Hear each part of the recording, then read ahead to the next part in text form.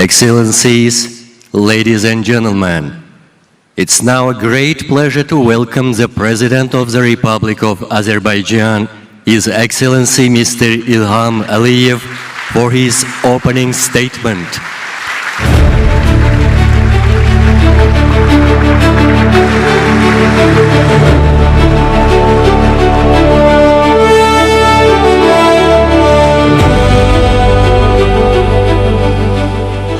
Excellencies, ladies and gentlemen, dear guests, first of all, I'd like to welcome all the participants of the World Urban Forum in Baku and wish the forum success. We have probably the record number of registered participants. This morning I got information that we have more than 45,000 registered participants from 182 countries. So this is the second biggest international event ever held in Azerbaijan after COP29, which was held 1.5 years ago. And I hope that the outcome of the WUF 13 will be as successful as COP29. I think that during these days in Baku, many of our guests who visited us for the first time will have opportunity to know our country, our city better, and to see with their own eyes what is being done in Azerbaijan with respect to urban development. Azerbaijan is situated between Europe and Asia, and always was and is the place where East meets West. And this also is reflected in our country's architecture. So if you walk inside the ancient walls of the old city of Baku and just cross the street, you will find yourself in absolutely modern surroundings of Baku Boulevard, which used to be free and now is more than 15 kilometers of the seaside promenade area. And next to that are the buildings of 19th century, which were designed and built by European architects. So this natural harmony in Baku between old and new, between the preservation of our historical heritage and need for urban planning and modernization, really is a vivid demonstration of the talent of our ancestors and how we are preserving our historical and architectural heritage. Urban planning, not only for Baku but for many cities of Azerbaijan, is something which we are working on daily basis. This year, by my decree, was declared the year of urban planning. I'd like to express gratitude to UN Habitat for their support in organization of this event, for cooperation, and for entrusting us with this very responsible duty to be a host of WUF 13. Since 2022, we, together with UN Habitat, held 3 national urban fora in Azerbaijan, in Agdam, Zengilan, and Khankendi, the cities which were under occupation for many years. And today, organizing the global gathering, we once again demonstrate our strong commitment to urban planning, urban development, to our agenda to make life of the people better and to provide our population with all necessary means in order to feel themselves comfortably. Not only Baku, but many of Azerbaijani ancient cities can be proud of their architecture. I will name just some of them. Shamakhi, once the capital of the state of Shirvanshah, the birthplace of the great Azerbaijani poet of 14th century, Nasimi, has one of the oldest mosques in the world, which was built in 743. Nakhchivan, once the capital of the state of Atabeks, the birthplace of the great Azerbaijani architect Ajami Nakhchivani, has the monument built by him, which is called Mamina Khatun Mausoleum, dated 12th century. Ganja, one of the oldest cities in the world, the birthplace of another great Azerbaijani poet, Nizami Gencevi, of 12th century, today is developing at the same time like Baku, preserving its historical look. Gabala and Shiki, the capital and one of the main cities of state of Caucasian Albania, have numerous historical monuments, and the church in the village of Kish near Shiki is probably one of the oldest in the world. Another example of the talent of our ancestors is the village of Lahij. 15 centuries ago, when the village was created, the people built the sewage system and water pipeline, which is functional today. The crown of Karabakh, Shusha, which was under occupation for almost 30 years, now is being reconstructed from almost scratch, and its damaged fortress have been restored. All what I mentioned, and of course Baku with its 6th century maiden tower, all these monuments not only have been built by our ancestors, not only survived invasions, devastations, destructions, and being rebuilt and restored by different generations of Azerbaijanis, but are also preserved today. And all of those which I mentioned, everyone can go, see, get inside, and touch. And I think this is the best indication of our attitude to our historical heritage, to our legacy. We are proud of it, proud of our ancient history, which is reflected not only in our music, poems, but also in architecture. And our duty is to preserve it for the next generations. And the next generation will do the same, I'm sure. And today, with all understanding about the necessity of urban development, especially in the capital cities, we must be brave and cautious. I sometimes compare it with a Formula One race in Baku, which, by the way, is one of the few races which is a city circuit. So the speed on the main speedy street is more than 300 kilometers per hour, and then the pilots have to push the brake and squeeze the bullets into a street with a 7 meters width, just 1 meter next to the ancient city wall. So the pilots must be brave and cautious as the leaders, as those who make decisions and those who have agenda of development. We must be brave in development, in creation of better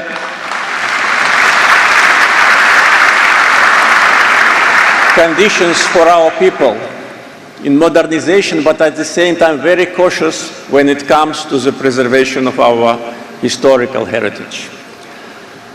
One of the main tasks for our government now is the reconstruction of Karabakh and Eastern Zengezur, the area which was under Armenian occupation for 30 years and which suffered a total destruction and devastation.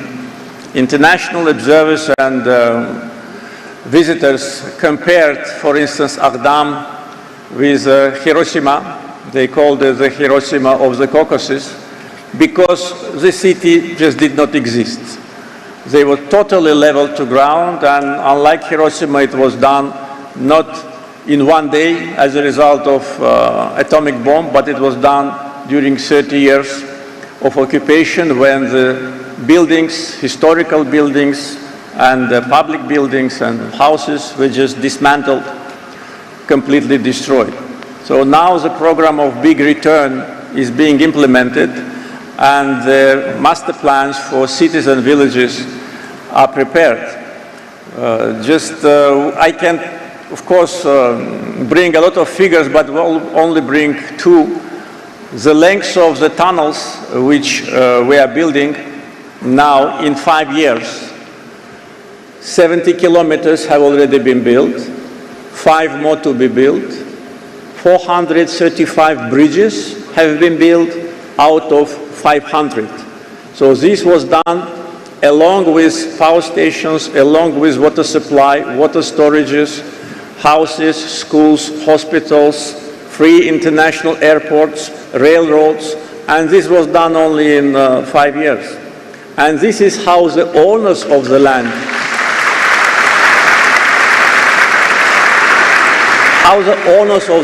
behave, unlike those who come only to demolish, to destroy, and to bring sufferings.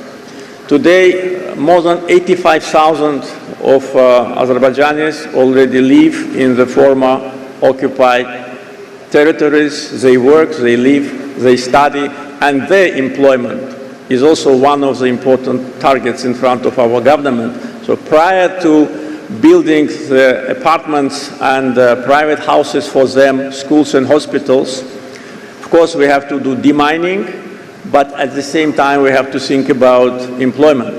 So numerous industrial zones which are already created and will be created in those areas definitely will support the rapid return of hundreds of thousands of people who were deprived from their fundamental right to live on their own land. Talking about Baku, a couple of things more. We had to do a lot of environmental works. Baku was the first city in the world where the oil was produced back in 1846, and throughout these 180 years, almost all these years, there was zero respect to environmental protection. So Baku was heavily polluted. And if I name some parts of Baku, like Black City, Bibiabad, Berkshire, maybe for foreigners it doesn't mean anything, but if you have time to visit these places and to have some video footage or pictures how they looked, say 20 years ago, and how they look now, you will see what has been done in order to create environmentally friendly space in Baku. Instead of Black City, which was heavily polluted, and that is why it was called Black City, today we have White City, the model of urban development. It's a city inside the city. Another demonstration of urban development is a resort city, Sea Breeze, and I highly recommend our visitors to go there, especially those who like to swim in cold water. I know some of them there in this hall, to go just to see another example of the modern urban development. In last 20 years, we created 100 parks and square gardens in Baku, and 19 have been totally renovated. Environmentally friendly cities with quick access to public transportation, micromobility, underground, modern buses which generate their power from electricity. All that is being done as a whole concept for the capital. And not only capital. As I said, in many parts of Azerbaijan, the urban development goes very rapidly, and definitely this important gathering and expertise of our friends from United Nations and numerous guests who visit us will help all of us to learn more, to learn from each other, to learn positive experience, and also to talk about our mistakes. There have been many mistakes made in the process of development, but I think that period is already in the past. Don't want to take much of your time. I can also speak as a guide for Baku, but I think better will be for you to see everything with your own eyes. I wish all the guests pleasant stay in Baku and the World Urban Forum success. Thank you.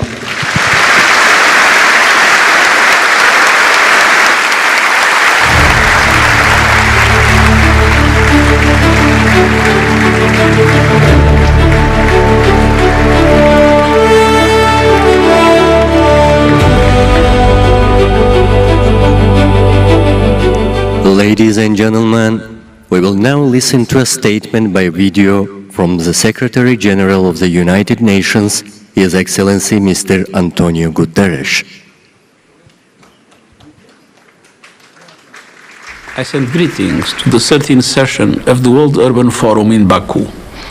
You meet amidst a surge of global crises, including conflicts, mounting energy costs, and the prospect of rising food prices. Today's agenda focuses on a challenge we talk about less often, the global housing crisis. Nearly 3 billion people live in inadequate housing, often in informal settlements and slums. No society is immune, from fast-growing cities in the developing world to advanced economies with high rents and rising homelessness. In my student days, volunteering in some of Lisbon's poorest neighborhoods, I saw how profoundly housing affects people's health, education and future. As Secretary General, I'm proud that the Pact for the Future and the Doha Political Declaration recognize housing as a priority.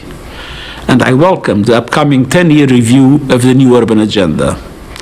Now is the time to put housing at the center of sustainable development by expanding access to housing that is adequate, safe and affordable, transforming informal settlements and slums, and addressing inequalities that inflame social tensions. Housing is a human right and fundamental for human dignity. Let this World Urban Forum be a catalyst to make it a shared reality. Together, we can house the world, leaving no one behind. Thank you.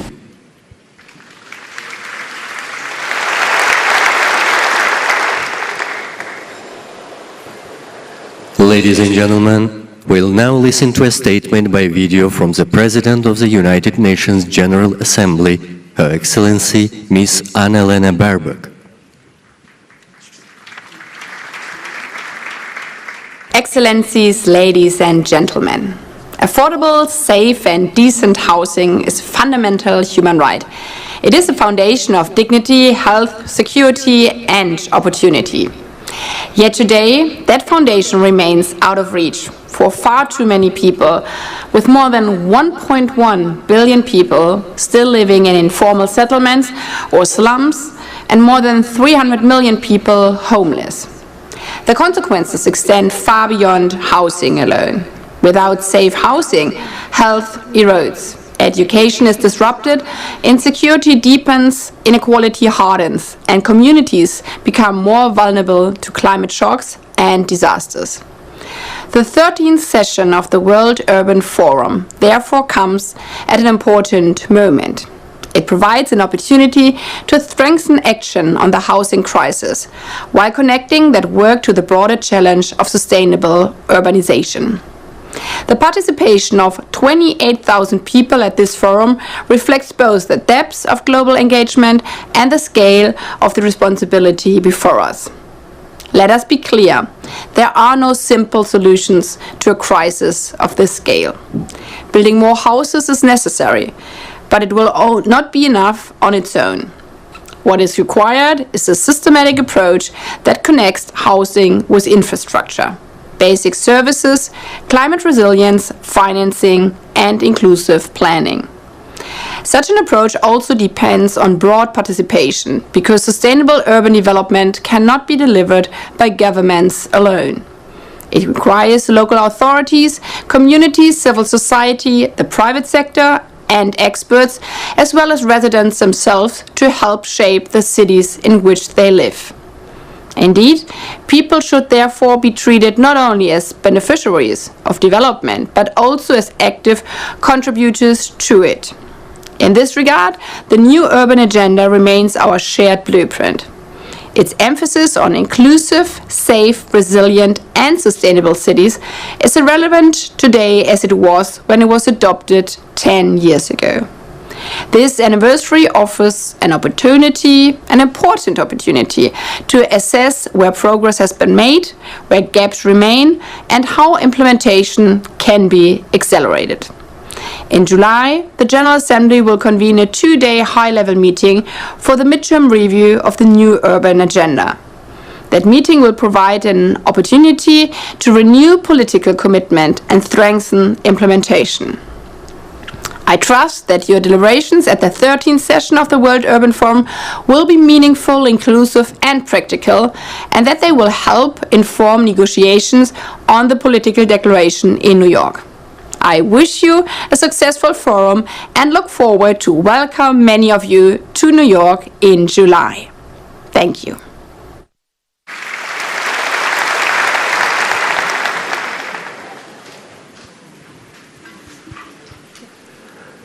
Ladies and gentlemen, please welcome the President of the United Nations Habitat Assembly, His Excellency Mr. Na Kor-ming, for his opening statement.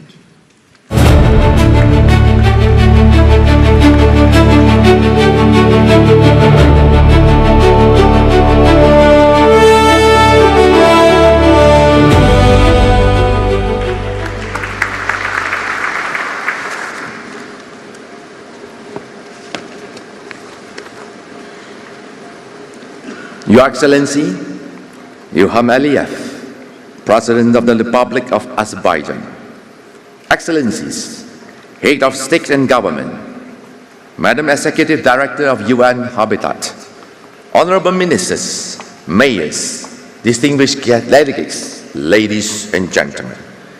It is a profound honor to stand before you in the historic city of Baku, at the crossroads of the ancient Silk Road and the city of the future with its modern skyline on the Caspian Sea. I wish to extend my heartfelt gratitude to the government and the people of Azerbaijan for their extraordinary hospitality and vision.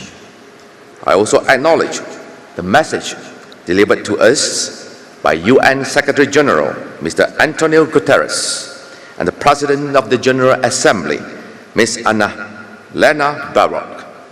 We take note that the global urban agenda has never been more urgent as the basis for multilateral cooperation. Excellencies, as Baku becomes the capital of the world during this 13th World Urban Forum, let us recall a fundamental promise. When we fail to provide housing, we are breaking a promise to our children. Hence, the theme of this global forum, Housing the World, Safe and Resilient Cities and Communities, is not merely a slogan. It is a call to immediate action. But let us also remember that this call to action must be grounded in the real world and in the real economy. It might be aspirational to want to house the world, but we will only be boiling the ocean if we do not have the political will, the right policy, and the economic resilience to build and house all our citizens. According to UN Habitat, the world is facing a global housing crisis, affecting nearly 2.9 billion people, with 1 in every 4 people living in informal settlements. Furthermore, over 2 billion urban dwellers will be impacted by an increase of at least 0.5 degrees Celsius by 2040. For those trapped in inadequate housing, these are not just numbers. They represent a critical threat to survival. As President of the UN Habitat Assembly, I see these pressures converging. Yesterday, over 80 ministers gathered here for an informal ministerial meeting to prepare for the high-level midterm review on the new urban agenda in New York. All of us, in our own way, are grappling with similar urban challenges. However, if we unite in common shared purpose, we shall overcome together. I'm here to tell you that we do not to face it alone. Instead, let us double our efforts to localize the implementation of the new urban agenda to achieve the Sustainable Development Goals. As you know, the Habitat Assembly established the Intergovernmental Working Group on Adequate Housing for All. This is our historic platform for multilateral cooperation, the bridge that connects global policy to local delivery. Excellencies, while I stand here as President of the Assembly, I'm also guided by the experiences of my home nation, Malaysia. This journey implementing the new urban agendas is guided by our Malaysia Madani vision. We have delivered over 1.1 million affordable homes, achieving a 77% home ownership rate. We have also surpassed our green targets with the planting over 115 million trees. Furthermore, 60% of the local authorities have completed voluntary local reviews, providing that when government is strong and communities are empowered, the SDGs move from the policy to positive impact on the ground. Excellencies, I ask you today, when you look at your city maps, do not just look at roads and zones. See the faces. See the young entrepreneur in a slum who needs a legal address to start a business. See the families in the coastal cities at risk from rising sea levels. Let us commit to human-centered urbanism. Let us bridge the $5.4 trillion annual financing gap for climate-resilient infrastructure. As I prepare to pass the mandate of President to the United Arab Emirates next year, I invite you all to contribute to WOOF 13 Call to Action. Let us make it a legacy document that is both ambitious and inspirational. Excellencies, head of government, our hosts in Azerbaijan understand the true value and importance of having a home. There's a beautiful saying here, Hakasin os evi, azgib la sidi, means every home is their own center of the world, their sanctuary. The feeling of being at home is especially critical when the world feels unstable, when the institutions falter, and when technology transforms our societies. In those moments, remember this: the future does not belong to those who predict it. It belongs to those who built it.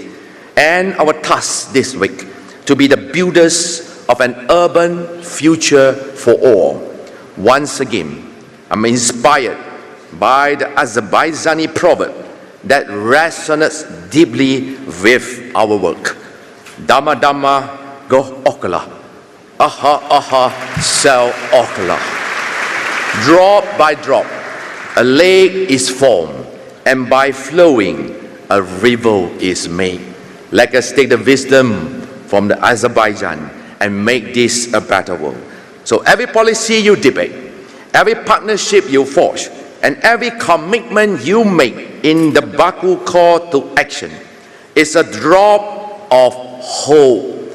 Together, let us create a river of action that carries us towards a future and no one and no place is left behind. I hereby wish you all a productive and transformative WOOF 13. Thank you, terima kasih, Chok Sakalun.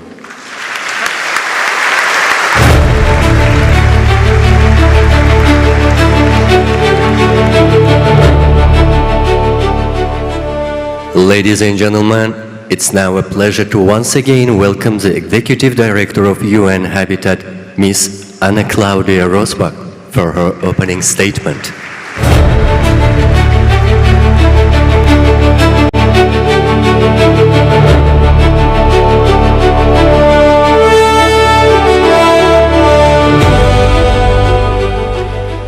His Excellency Dr. Ilham Aliyev, President of the Republic of Azerbaijan, His Excellency Mr. Ga Korming, President of the United Nations Habitat Assembly, Excellencies, Heads of States and Governments present, Ministers, Honorable Representatives of Member States and local authorities, distinguished colleagues and guests, all protocols observed. Let me correct my initial welcome. I wanted to say welcome to a sunny day in Baku. It is Monday. Well, note that we all have to work this week, and very hard. Excellencies, we may not know what the future holds, but we do know the realities people face today: the climate crisis, displacement, conflict, and destruction. Amid these challenges, over 1 billion people still live in precarious conditions, without reliable access to water, sanitation, electricity, decent work, or education. Trapped in poor health conditions where disease spreads and children suffer most. This is the world where most people will soon live in cities. Cities where many young people, older persons, migrants, and newcomers cannot afford to live. Cities where more people are pushed onto the streets and into informal settlements. Cities increasingly divided between those who have and those who do not.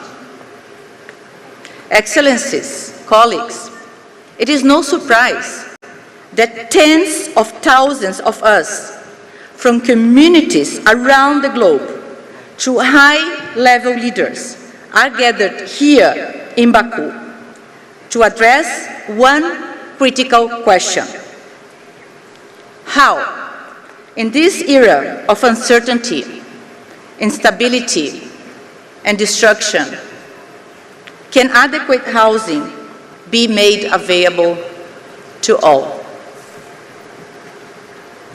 Despite the intense rainfall and thunderstorms that have affected parts of Azerbaijan in recent days, we could see that yesterday, Your Excellency, we have come together here in Baku with resilience.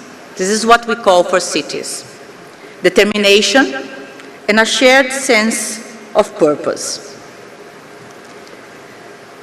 This is the reality of many cities today, and we deeply appreciate the team spirit, the quick reaction, and your flexibility that brought us today to this beautiful venue.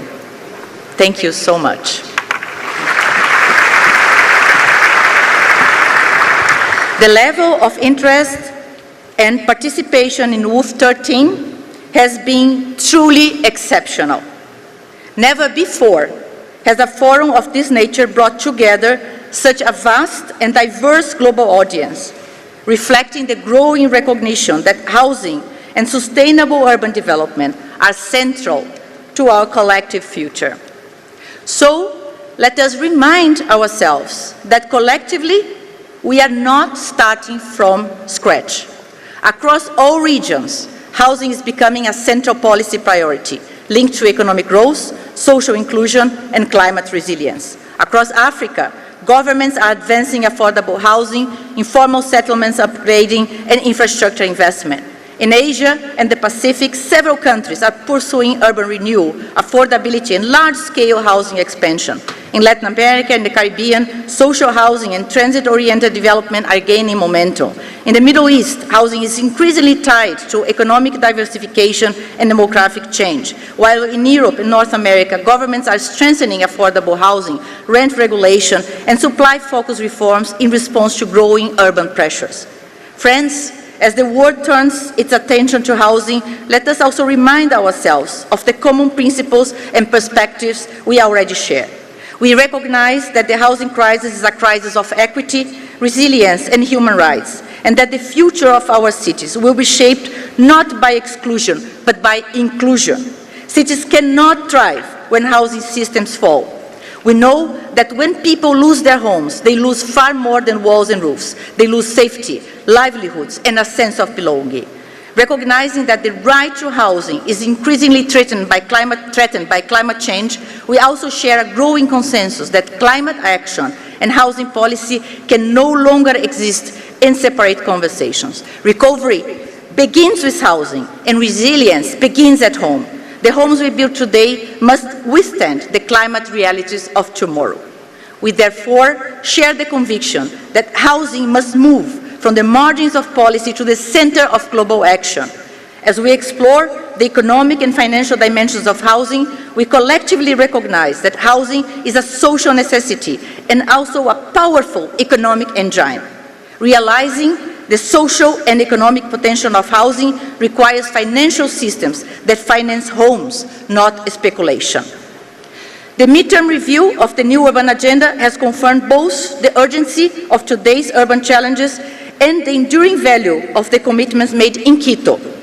WUF 13 is an opportunity to accelerate implementation through practical action, partnerships, and investments.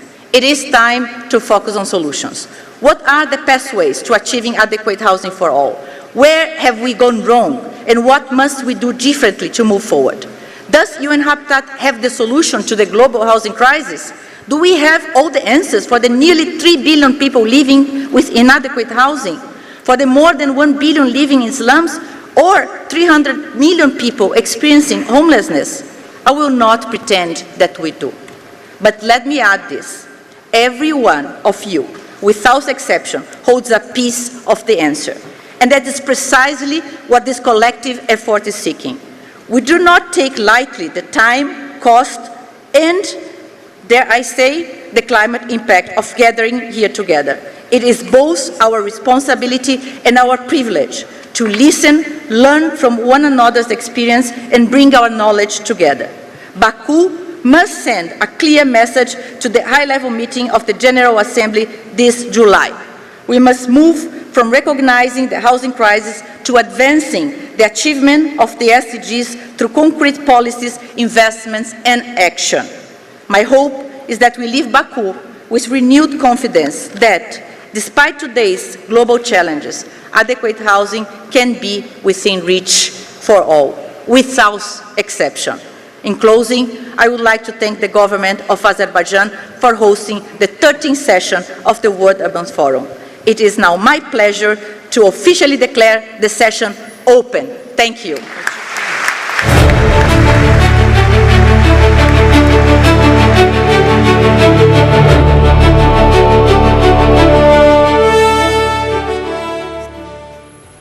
Ladies and gentlemen, we now have the pleasure to screen the official WUF 13 video by the host country, Azerbaijan.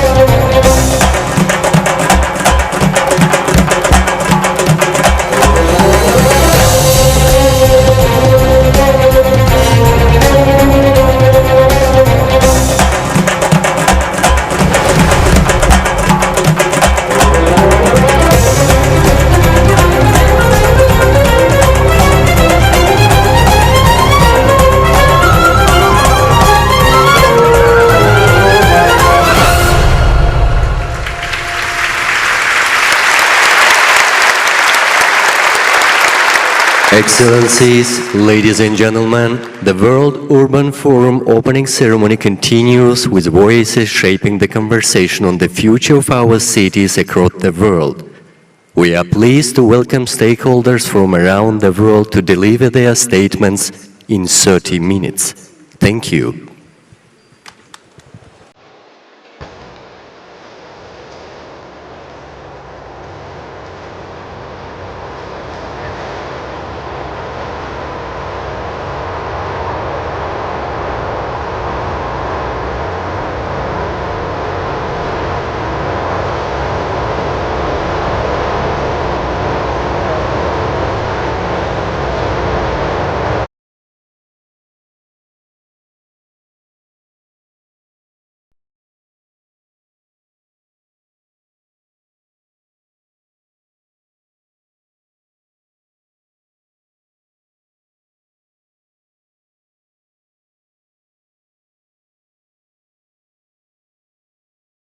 30 minutes.